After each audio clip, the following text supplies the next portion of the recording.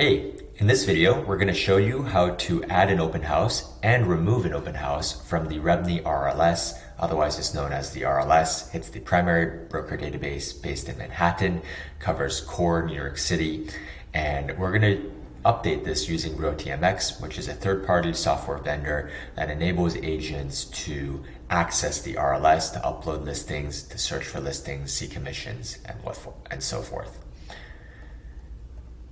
You can usually just hit My Listings to see your listings that are active in contract. If helpful and you are an office manager, you can also just select all to see everything, perhaps on your team if you have many agents on the team.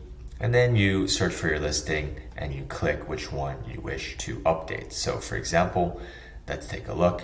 We want to update this listing. You don't need to change anything else because you're just looking to update one aspect, which is the open houses. So this is how you do it. To add an open house, say the client wanted to add an open house for this coming Sunday from say 12 to 2 p.m. And then whether it's by appointment only, or if not, then just a general open house. And then you hit submit and click OK. And that's it.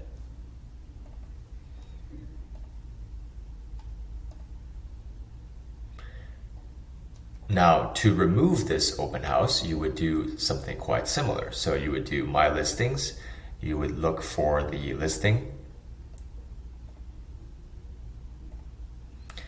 and then you would scroll down to where the open houses are listed, and then you would just hit cancel.